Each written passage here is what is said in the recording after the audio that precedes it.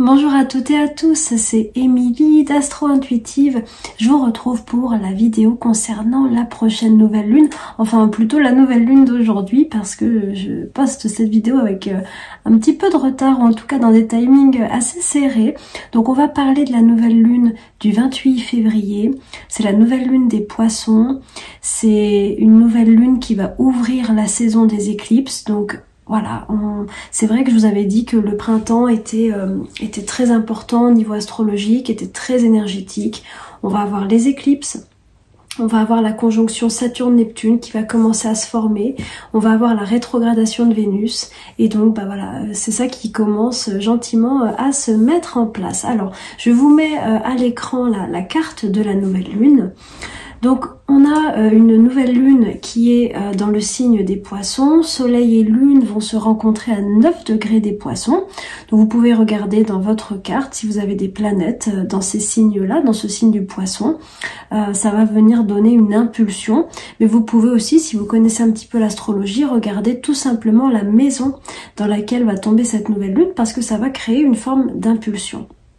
Alors, pour tout le monde, l'énergie poisson, eh bien, elle est vraiment, c'est un signe d'eau, c'est le dernier signe, en fait, qui nous amène au printemps, et les poissons sont caractérisés par la notion de passage de l'ancien cycle au nouveau, et le travail, en fait, qui est demandé pour passer de l'ancien au nouveau, c'est un travail je dirais, d'archivage.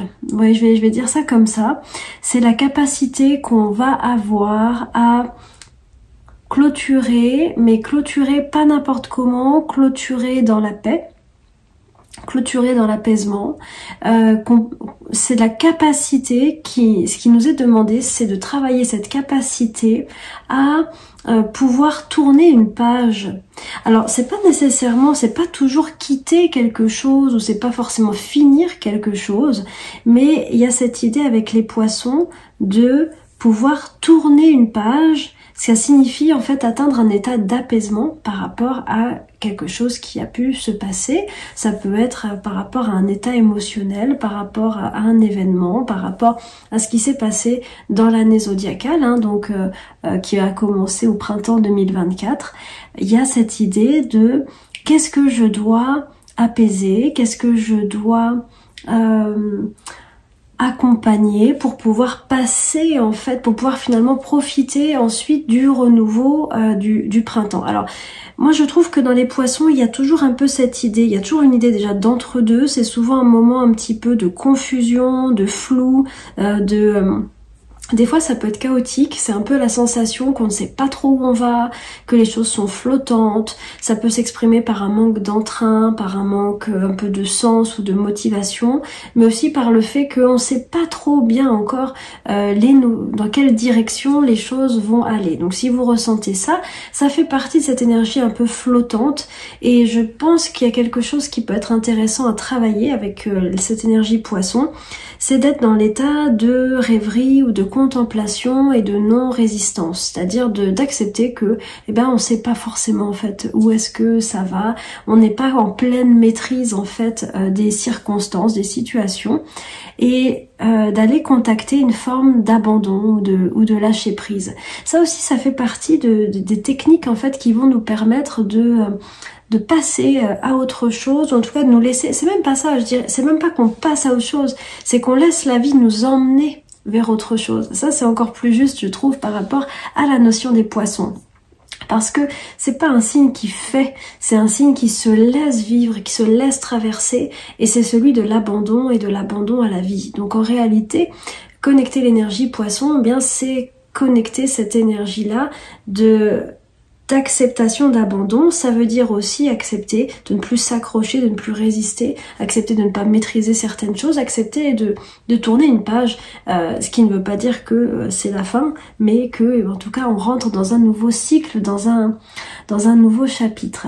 Donc ça c'est une chose, vous pouvez le vivre comme ça, vous pouvez le vivre aussi en étant un peu, donc comme je vous ai confus, en étant un peu fatigué, en étant un peu bas en énergie, mais je trouve aussi que la phase poisson peut être en analogie avec ce que l'on vit avant son anniversaire. Peut-être vous l'avez ressenti ou pas, vous observerez, mais souvent le mois avant l'anniversaire, pour chacun d'entre nous, c'est un mois en fait où on doit clôturer, on est bas en énergie déjà, et on doit aussi clôturer les questions que l'année solaire nous a posées. Donc il y a une idée de... oui, il y a une idée d'être parfois reconfronté à des questions, il y a une idée parfois de...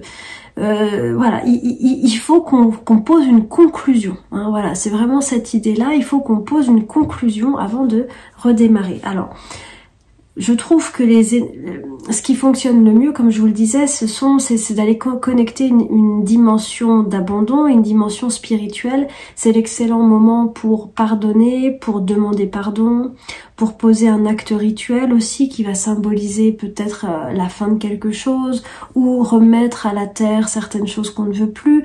Bref, on peut vraiment se laisser porter par cette énergie-là de on tourne une page, mais pas dans le déchirement, on la tourne avec la paix dans le cœur en fait. Hein. Donc ça c'est vraiment quelque chose d'important. Alors ça c'est quelque chose qu'on a voilà toutes les années. Selon votre tempérament, vous allez plus ou moins bien aimer cette phase poisson.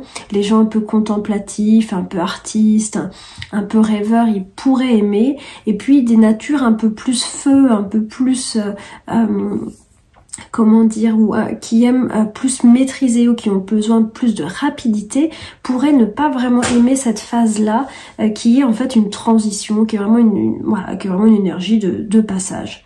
Donc accepter qu'on ne sait pas encore exactement où ça va, je dirais. Alors, ce qu'on constate, il y a plusieurs choses. Déjà, on va déjà commencer sur des choses un peu plus sur la course du soleil dans les prochains jours, et puis après je vais vous parler de Mars et de Vénus, qui sont forcément très importants. Alors ce qu'on constate, c'est qu'au moment de la nouvelle lune, le soleil est à 9 degrés des poissons, et en fait eh bien il va très rapidement rentrer en conjonction avec Saturne. Au moment du cycle de nouvelle lune, du jour de la nouvelle lune, c'est encore un petit peu loin, on a 11 degrés, mais ça reste quand même assez proche. Alors on va rentrer dans une conjonction soleil-Saturne. Alors qu'est-ce que ça signifie, une conjonction soleil-Saturne ? Eh bien, la plupart du temps, le soleil, en fait, il vient éclairer, il vient mettre en lumière quelque chose, et Saturne est lié à la notion de responsabilité. Donc, une des grandes idées de Soleil-Saturne, c'est un éclairage par rapport à nos responsabilités concernant une situation, un vécu. C'est une bonne manière, je trouve, de le vivre, c'est de faire un examen rigoureux de conscience, c'est d'accepter de prendre ses responsabilités, quelle que soit la situation auquel on est confronté, qu'elle nous plaise, qu'elle nous plaise pas. Soleil-Saturne, c'est aussi une manière de nous mettre en avant, d'assumer en fait pleinement nos responsabilités. Et si on va un peu plus loin, dans cette idée-là, d'accepter nos responsabilités face à ce qui va nous être montré, donc la conjonction Soleil-Saturne, elle aura lieu, on va dire, les 10-12 premiers jours du mois de mars. Donc vraiment d'essayer de voir dans quoi on est. Des fois, c'est accablant, des fois c'est au contraire gratifiant, mais c'est pas là pour nous culpabiliser, c'est là pour nous faire comprendre en fait quelque chose. Et Saturne en fait est une planète qui nous aide à passer des caps de maturité. Donc ça c'est vraiment très important quand on le comprend, même quel que soit ce que vous voyez, vous pouvez être confronté à des refus, vous pouvez être confronté à des portes qui se ferment, ou à des difficultés, ou à des choses lourdes, ou peut-être pas du tout, hein, je ne sais pas à ce à quoi vous serez confronté, mais Saturne cherche toujours à nous faire passer un cap de maturité. Et une bonne question à se poser, quel que soit avec quoi vous allez démarrer un peu ce mois de mars, c'est de vous dire qu'est-ce que ferait la sagesse, qu'est-ce que ferait la maturité, si c'était une version de moi, mais de moi un petit peu plus, on va dire un peu plus avancée, qu'est-ce que cette version de moi ferait? Ou si j'étais ma meilleure amie, mais une meilleure amie très avisée, qu'est-ce qu'elle me conseillerait? Ça, c'est des bons conseils, je pense, et ce sont des bonnes manières d'appréhender l'énergie de Saturne. Quand on la prend sous le regard de vouloir sincèrement s'améliorer et sincèrement gagner en maturité, en sagesse, c'est un passage qui est très favorable. Par contre, quand on le vit comme avec des exigences et sur un mode un peu de victime par rapport à ce qu'on pourrait vivre, alors souvent ça ne nous pardonne pas. ça peut être un transit pas très sympa qui est certes très court, hein, c'est un peu l'ambiance collective. Mais voilà, l'idée c'est de faire face à nos responsabilités et puis s'il y a des failles ou des difficultés, de se poser la question et de ce qu'on peut faire concrètement pour régler certaines choses, mais aussi, je dirais, ça c'est le plus important avec Saturne, des valeurs morales que l'on peut mettre avec nous, que l'on peut garder en soi, avec quelles valeurs morales on veut avancer dans une difficulté. Alors évidemment, ça, ce que je vous dis, c'est vraiment à prendre. Il va y avoir des degrés d'intensité très variables selon les personnes. Si vous n'avez pas de transit de Saturne en ce moment, bon, ça va durer une petite semaine juste après la nouvelle lune et en somme, ça va pas être forcément très important. Par contre, si vous avez actuellement un transit de Saturne à vos planètes, c'est-à-dire si vous avez des planètes aux alentours du 20e degré, on va dire du 15e au 25e degré, des poissons, de la Vierge, du Sagittaire, des Gémeaux, principalement ces 4 signes-là, eh bien peut-être que vous sentirez un petit peu plus fortement cette pression saturnienne de passer un cap de maturité. Donc voilà, je vous laisse voir ce que ça donne. Maintenant, on va parler de Vénus et Mars. Alors, Vénus et Mars, vous savez que Mars, ça y est, il a tourné direct. On est sorti de la rétrogradation de Mars le 24 février. Ce qui signifie qu'on a fini ce moment de retour en arrière. Ce passage, de faire un espèce de bilan, de réflexion, où je dirais aussi, soit il y a eu ça, de repartir en arrière pour réfléchir à des choses et pour régler des vieux dossiers, soit aussi il y a pu avoir le fait d'être à l'arrêt, c'est-à-dire vous étiez, on est à l'arrêt, alors on est freiné ou on est dans un entre-deux, on peut pas agir, on est à l'arrêt. Et là, ça y est. C'est reparti. Par contre, c'est pas reparti à fond. Dans la rétrogradation, nous, quand on observe les planètes, en fait, quand une planète tourne direct, eh bien, on l'observe de nouveau avancer sur le zodiaque à la place de reculer, et on va l'observer avancer. Mais au début, on la dit stationnaire parce qu'en fait, on la voit avancer mais très lentement au début. Donc vous pouvez voir, c'est comme un Mars, imaginez vraiment comme une locomotive qui se relance. Au début, c'est vraiment un peu lourd et puis après ça va repartir. Donc là, mois de mars, on en est là. Ça, notre Mars, il redémarre gentiment. Il redémarre gentiment, ça peut être... Alors, qu'est-ce que ça veut dire ça redémarre gentiment? Ça peut être... par exemple sortir d'un état de confusion et avoir des nouvelles orientations, avoir enfin des nouvelles directions d'action. Ça peut être avoir enfin un feu vert pour aller à l'étape suivante. Ça peut être retrouver de l'énergie, mais progressivement, retrouver de la vitalité. Ça peut être démarrer un projet qu'on avait laissé en suspens, ou voilà, dans lesquels on avait mis moins d'énergie. Donc normalement, si cette rétro de Mars a travaillé, on a dû clarifier des choses par rapport à la notion de désir, à la notion de direction. Où est-ce qu'on veut aller? Et oui, j'aime bien la notion de désir qui est associée à Mars, parce que Mars c'est quand même la partie masculine chez chacun d'entre nous, et elle est liée à la fonction désirante, c'est-à-dire à la fonction, ce qui nous donne envie. Et envie, vous entendez envie, ce qui nous rend vivant, ce qui nous fait aller de l'avant. Donc c'est ça qu'a questionné aussi beaucoup Mars. Qu'est-ce qui nous fait aller de l'avant? Qu'est-ce qui nous donne envie? Qu'est-ce qui se cache derrière nos envies? il y a toutes ces choses-là. Alors après, moi, ce que j'ai pu constater, c'est que la rétro de Mars, elle est très personnelle et souvent Mars va venir appuyer sur des endroits du thème astral et que si Mars est venu se mettre un peu en rétrogradation sur des endroits de votre carte, sur des, je sais pas moi, par exemple sur des planètes, eh bien souvent c'est la thématique de la planète qu'on va entendre. Je vous donne un exemple. Si Mars était rétro sur votre Jupiter, Jupiter c'est lié à l'expansion socio-professionnelle, c'est lié au projet, c'est lié aux ambitions, eh bien peut-être que ça a vraiment appuyé là-dessus, alors que si c'était Vénus, ça a peut-être eu des considérations plus relationnelles. Donc il se peut que ce sujet juste du désir, voilà, il ne soit pas suffisant, peut-être que ça a appuyé sur d'autres choses. Quoi qu'il en soit, ça y est, normalement, on redémarre, mais pas tout à fait, on redémarre pas totalement, parce qu'en fait, maintenant qu'on a, normalement, on a un peu épousseté notre fonction désirante, ce qui signifie qu'on est plus capable maintenant de prendre des décisions, on est plus capable de savoir s'écouter, on est plus capable d'être authentique et vrai dans notre expression, donc normalement on en est là, si tout va bien, et maintenant on va venir épousseter notre petite Vénus, puisque Vénus va tourner rétrograde, donc vraiment à peine, vraiment pas longtemps après, c'est-à-dire le 2 mars. Donc là on commence notre cycle de nouvelle lune, et tout de suite on démarre avec la rétrogradation de Vénus. Alors ça veut dire que on va venir, donc ça veut dire une chose, c'est que ce grand départ du printemps, on n'y est pas encore, puisque il faut qu'on révise une deuxième chose, et maintenant c'est tout ce qui concerne le féminin intérieur. Alors c'est très vaste dit comme ça, mais je vais le dire plus simplement. Vénus rétrograde, c'est réviser tout ce qui concerne les relations, notamment affectives, l'amour, la manière qu'on a de rentrer en relation.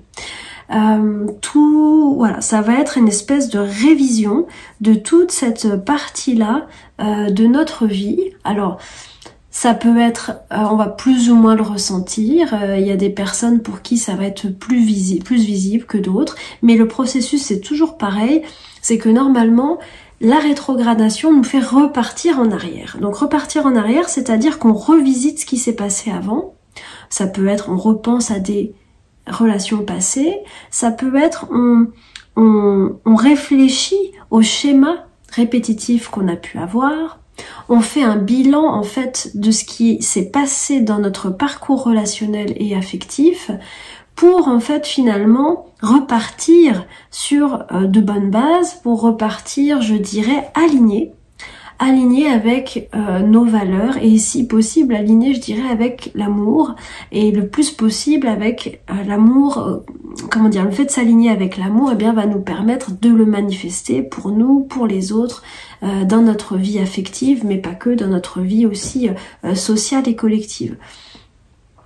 Alors, selon notre chemin, on est plus ou moins abîmé dans l'amour, on a plus ou moins eu des démarrages compliqués, on a plus ou moins des schémas affectifs je dirais sains ou abîmés, et donc forcément qui sont liés en fait à aux circonstances de l'enfance, aux premiers attachements, toutes ces choses-là. Et donc cette rétrogradation de Vénus, c'est toujours l'occasion, quel que soit là où on en est, de venir réparer, guérir, améliorer en fait, peut-être guérir en profondeur certains schémas affectifs. Donc c'est sûr que si vous êtes dans des relations qui vous conviennent, si vous avez l'impression, alors on n'est jamais à 100% parfait, mais que votre vie affective est saine, alors peut-être que la rétrogradation de Vénus va plutôt se manifester comme un temps d'intériorisation. Ça peut être aussi au sein des différentes alliances. Un moment, on a envie de retrait, on a envie d'avoir un temps pour soi. On a peut-être aussi envie de prendre un temps de réflexion par rapport aux directions dans nos différentes relations. Où est-ce qu'on va aller ensuite ?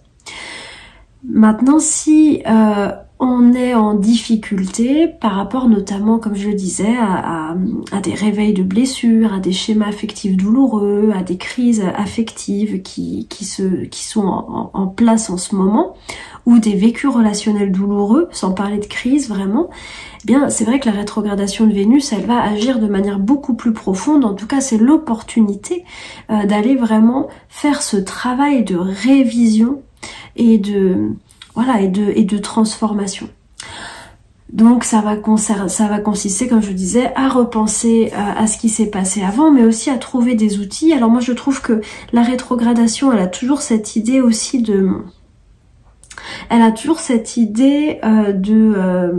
j'ai perdu mon idée, moi. Oui, d'intériorisation, d'introspection.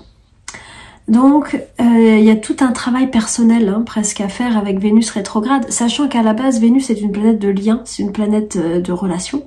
Et là, sa fonction est comme altérée ou coupée parce qu'il est temps plutôt de faire le point, le bilan envers soi-même. Voilà. Pour d'autres personnes, ça va se vivre sur un travail sur l'estime de soi, sur l'amour de soi, qui de toute manière est toujours à la base de tous les schémas affectifs et relationnels. Et encore pour d'autres personnes, ça pourrait être un sujet qui découle un peu de ça, de la notion d'amour de soi, de respect de soi, tout ce qui concerne les questions financières, le fait peut-être de vouloir revoir un petit peu son positionnement par rapport au degré de confort, de bien-être qu'on a dans sa vie. Ça pourrait aussi être des questions, elles me semblent moins importantes, mais voilà. Alors on va regarder un petit peu parce que cette Vénus, elle va quand même faire plusieurs rencontres. Elle va faire plusieurs rencontres et je vais vous donner les dates. Alors excusez-moi, je regarde mon petit écran où tout est écrit et c'est bien pratique.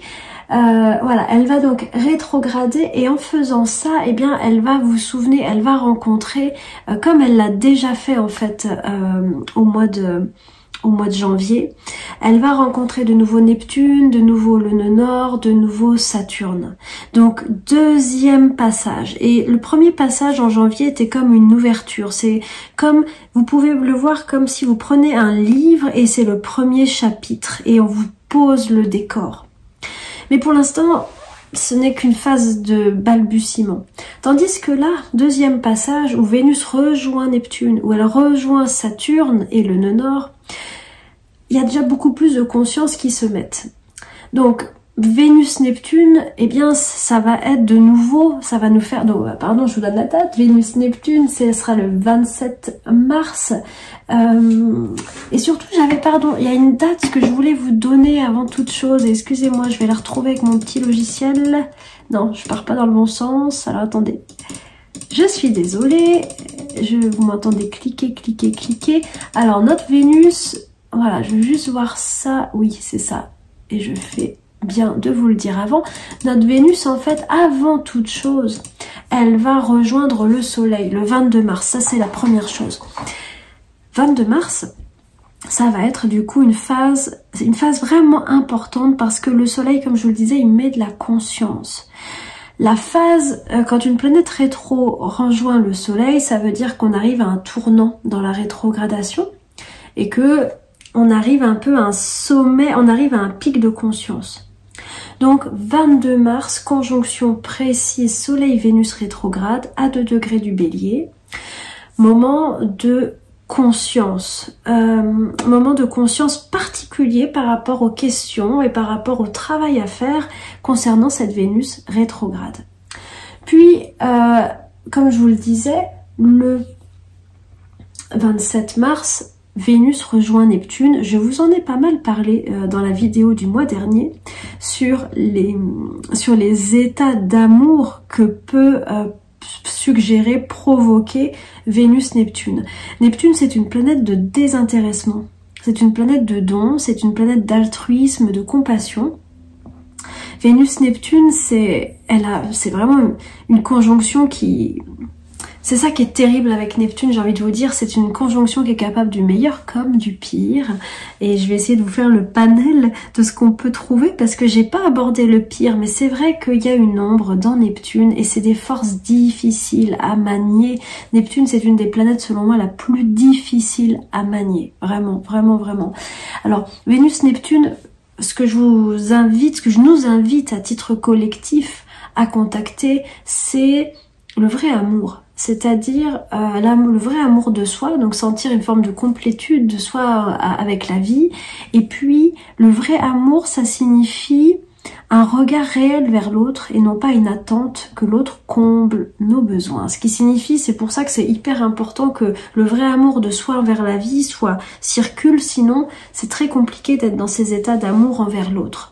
On va toujours être un peu un espèce de quelqu'un qui cherche à recevoir en fait finalement, et là c'est un peu raté. Donc Vénus-Neptune a quand même ce grand travail de nous faire gagner en conscience par rapport aux questions de l'amour, et par rapport, il peut vraiment nous faire toucher des dimensions d'amour beaucoup plus élevées. Neptune est une planète collective, ça signifie par Vénus-Neptune, la manière dont ça s'exprime le mieux, c'est l'amour universel, c'est l'amour inconditionnel, mais ça veut dire aussi, c'est l'amour envers des personnes à qui on n'est pas lié sur un plan amoureux, c'est-à-dire l'amour du prochain, l'amour pour les autres, la sincère compassion, l'empathie, ça c'est vraiment des états magnifiques de Vénus-Neptune. Dans un cadre amoureux, ça peut se vivre à travers une grande acceptation, un amour inconditionnel, même quand ce que fait l'autre ne va pas dans notre sens et ne prend pas soin de nous. Enfin, je veux dire par là, c'est pas que la relation est négative, mais je veux dire par là, même quand l'autre n'est pas en mesure de nous donner. C'est vraiment l'énergie du don. Et puis ça peut être, pourquoi pas, intégrer une forme de spiritualité dans la relation de couple. Ça peut aussi être le sens de Vénus-Neptune. Maintenant, il y a aussi quelque chose sous Vénus-Neptune, alors qui peut être super intéressant, mais qui est pas facile. C'est que Neptune, c'est toutes les expériences, je dirais, lumineuses. Ça veut dire quoi?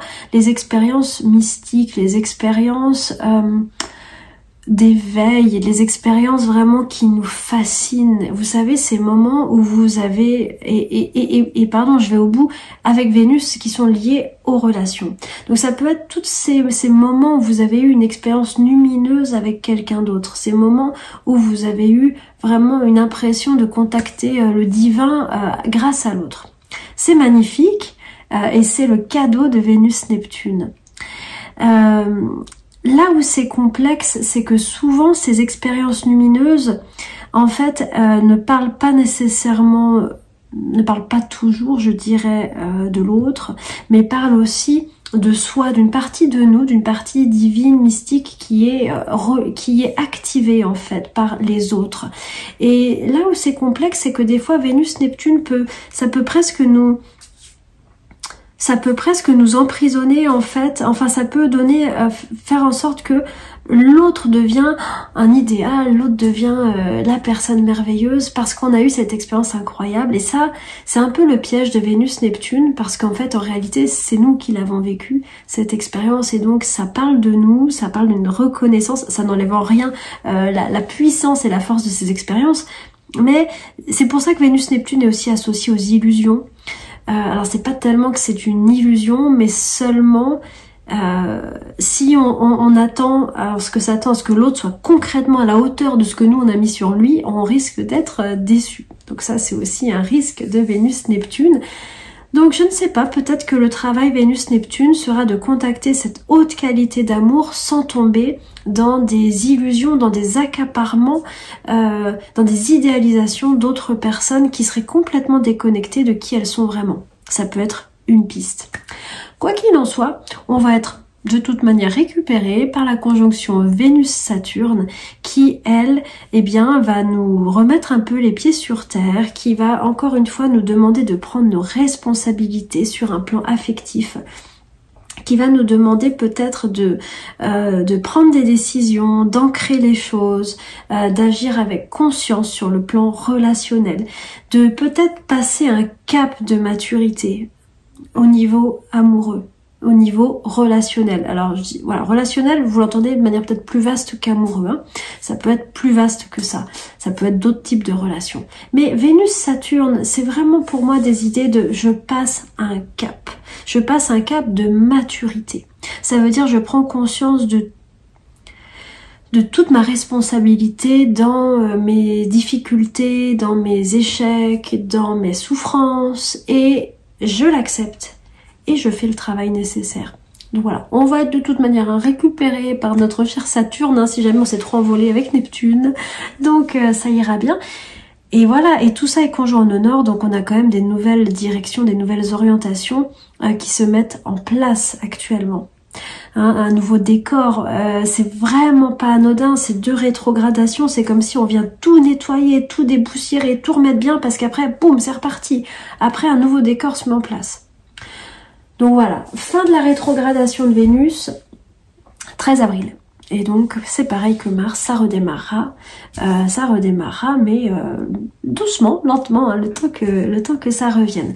Donc voilà, c'est vraiment sur ça qu'on va travailler. Là, ça commence, hein, ça commence. Je vais finir cette vidéo. Alors je vais revenir, voilà, je vais finir cette vidéo par un petit aspect actuel.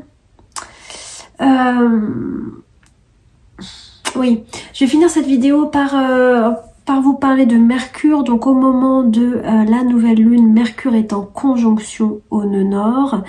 Ça signifie certainement qu'il est important pour cette lunaison. Il peut être question de communiquer, il peut être question d'échange. C'était déjà le cas la dernière lunaison. Mercure est en Poisson, ça signifie une chose, c'est que on n'a peut-être pas toutes les clés pour comprendre, pour ressentir, pour vivre, oui, mais pour comprendre, peut-être pas, d'autant plus que Vénus est conjoint à Neptune. Et ça rejoint tout à fait ce que je vous ai dit sur le côté abandon, lâcher le contrôle, accepter de pas tout comprendre. C'est un chemin, voilà, et donc il y a un petit peu ce travail-là actuel. Alors ça peut vraiment donner aussi que quand on veut communiquer, c'est parfois, on a l'impression qu'on est mal compris, ou que soi-même on comprend pas tout, c'est un petit peu, ça peut être un petit peu nébuleux. Donc ça, voilà, il faut accepter un petit peu ça. On va avoir le passage de notre Mercure dans le signe du Bélier à partir du 3 mars, et là vraisemblablement on aura quelque chose d'un petit peu plus facile, d'un petit peu plus, un mental qui va se clarifier, s'éclaircir, voilà, ce qui sera à mon avis aidant, parce que voilà, tant que Mercure est avec Neptune, on est dans quelque chose d'assez flou, une incompréhension particulière. Ça peut donner, vous avez des questions, vous comprenez pas certaines choses. Et je trouve que Neptune, il y a cette idée de toile d'araignée, c'est ce que je vous disais. J'aime ô combien Neptune, hein, c'est une planète magnifique, mais comme je vous le disais, très difficile à vivre, moi je trouve, hein, sur un plan, en tant qu'humain, en tant que petit humain. Et Neptune, des fois c'est un peu le syndrome de la toile d'araignée. Donc Mercure, Neptune, vous êtes pris dans votre toile d'araignée, vous tournez, vous vous posez vraiment beaucoup de questions, et voilà, et c'est compliqué de savoir, en fait, vous n'avez aucun repère. En somme, c'est à peu près ça. Donc, nous naviguons nos navires sans grand repère actuel, mais assez rapidement, comme je vous le disais, le 3 mars, il va y avoir un petit phare, et ça va nous faire du bien. Voilà, donc pour résumer, c'est la préparation du printemps, c'est le moment c'est le moment d'aller vers un nouveau cycle en gagnant en apaisement. Si vous êtes particulièrement bouleversé, si vous n'êtes pas bien, c'est vraiment important de réfléchir à des questions d'apaisement émotionnel, de libération, de pardon, de pardonner. Il y a une idée de préparation. Vous savez, on parle du grand ménage de printemps, ça marche pour l'énergie Poisson. Chez les catholiques, c'est le carême. Il y a vraiment aussi une idée, moi je trouve, une idée magnifique dans le Poisson, qui est l'idée de... alors je vais le dire avec des mots un peu vieillots, de repentance. Ça veut dire son mea culpa, voilà, faire son mea culpa. Ça peut aussi être des idées. Alors je sais que c'est pas du tout une valeur actuelle, on est plutôt dans le charisme, le leadership, et on passe en force, et même pas peur, et on est amoral, et c'est super, hein, on est un peu là-dedans, mais en fait, reconnaître aussi parfois qu'on a pu faire des erreurs, ou reconnaître qu'on a été fragile, ou que quelque chose ne s'est pas passé comme on voulait, et juste le reconnaître et s'accepter là-dedans, ça fait aussi du bien. C'est aussi une clé du Poisson.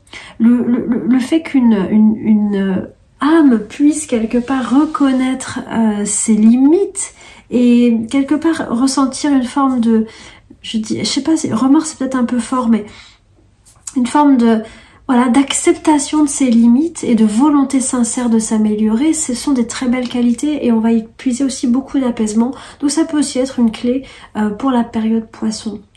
Voilà. On se prépare à la rétrogradation de Vénus, donc essayez peut-être de voir, moi je trouve souvent, ça se fait tout seul, il n'y a pas besoin de poser d'intention, on va vous mettre sur votre table de travail ce qui est à bosser par rapport à votre Vénus rétrograde, pardon, de manière générale, et puis voilà, une petite pensée aussi pour la conjonction Soleil-Saturne qui va nous accompagner en somme, allez, jusqu'au, je dirais, allez, 12 à 15 mars. Voilà. Je vous souhaite une très belle lunaison. Merci pour votre écoute. N'hésitez pas à partager si vous appréciez ces vidéos. Et je vous retrouve à la prochaine nouvelle lune. À bientôt.